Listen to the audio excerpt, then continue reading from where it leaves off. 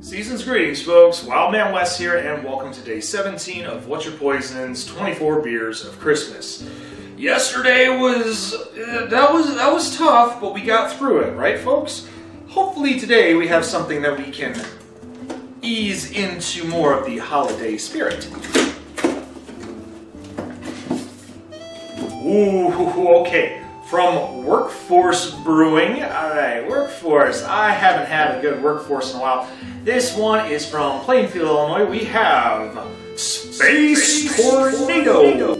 It's a dry hopped pale ale brewed with 2-row caramel malts and caramel Vienne, hopped with Amarillo, lemon drop, and Vic's Secret, fermented with Chico ale yeast. Okay, so this one it doesn't very Christmas. It's not very Christmassy. However, it does have the Lodi Tap House seal of approval. So, I mean, hey, if Lodi Tap House gave it the seal of approval for a Advent beer calendar, okay. I mean, the caramel, okay, I can see that. I mean, everything else, I mean, like the Amarillo, it's going to be probably earthy. The lemon drop, okay, that is going to give us probably a little bit of a like a pucker, maybe a little bit of a little acidity. So we're gonna open this up. Let's see if this will help us get up to Santa on that Space Tornado. Okay, not too hazy. It's got a nice gold. Okay, that's nice carbonation. Okay, yeah, it's a little earthy. That lemon drop is definitely, yeah, that's pretty hoppy on that one. I can smell the caramel notes. All right, well, let's take a drink.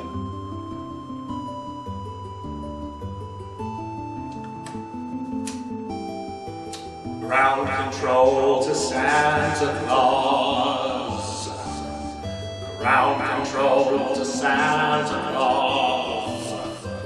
Space Tornado will be on your reindeer's paws. This one, who am I kidding? Nice! This is very nice. I mean, I was expecting a little bit more acidity, a little bit more haze, but the lemon drop mixed with the caramel and the Amarillo, okay. The earthiness with the sweetness of the caramel and a little hint of acidity, okay, that was just, okay. This is nice. I like this one. It's not for everybody, but as my good friend Hefe Wisen from Beer You, Beer Me would say, this beer is definitely for me. Now that we've taken care of the beer review portion of this episode, it's time to do another movie review. However, I'm gonna need a little help on this one, so we're gonna have to fast forward to another location. See you soon. Now that we fast forwarded to the other location, you probably remember Rebecca.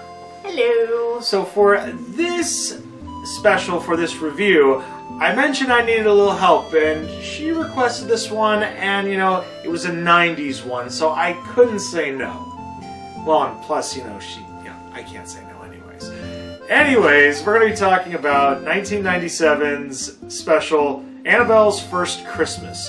That being said, I'm going to pass the torch over to Becca to give a little rundown of the film. This is one that I watched when I was a kid, and it's about a Christmas cow, which I think cows are adorable.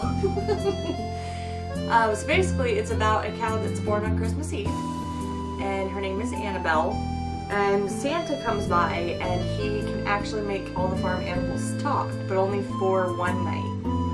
Like, it's one night, one day, 24 hours. And you find out that there's a little boy that lives on the ranch that went through a pretty traumatic experience and lost his ability to talk. So Annabelle was kind of his Christmas present from Santa to be his new friend, because it's hard when you're a kid and you can't talk. So Annabelle, when she first meets Santa and she meets the reindeer, she is in awe that they can fly. She's like, oh my gosh, if I could just fly, that would be the best thing ever. And Santa's like, well, maybe next year, we'll see, blah blah. So Annabelle ends up she accidentally talks to the little boy, which is a big no-no. And all the other farm animals were like, oh my gosh, you can't do that. So Billy, the little boy, is the only one who knows that the animals can talk. Since it's only a 24-hour thing, he gets really upset when Annabelle loses her voice at the end of Christmas Day. They end up going throughout the year being best friends, doing everything together between Annabelle, Billy, and then Billy's friend Emily. And they have the greatest summer. They have all these great adventures. They go through springtime, summertime, fall time, and then on Christmas Eve, Billy gets excited because he knows that Annabelle will be able to talk again. And so Santa comes back and he's like, oh, Annabelle, like, how was your year? And Annabelle ends up making a wish. And it doesn't tell you what it is right away.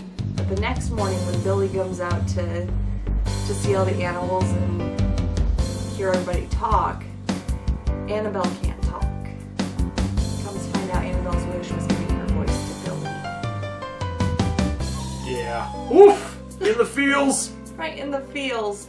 And as they grow up and they get older, of course the love story between Billy and Emily, they get married, they grow up on the farm, do all the things, and then when Annabelle is old, Santa actually remembers her on Christmas Eve and turns her into a reindeer, and she gets her wish to fly because he said how selfless she was giving her voice to Billy. He never asked for anything in return, and it just melts my heart. It's definitely one of those feel-good movies, or little, like hour-long specials. Yeah. So we're going to talk about what we like and what we don't like about this. So, Go first. well, I'm going to go ahead and talk about, what I like about it, the voice cast alone. You have Randy Travis being the narrator and, doing some country music in the midst of it. You've got, voices like Jerry Van Dyke playing the grandfather. You have, Jim Varney playing the disgruntled neighbor. You have Cloris Leachman playing the evil aunt of Billy. You have, Rue McClanahan voicing, oh gosh, who is she voicing this again? One of the animals.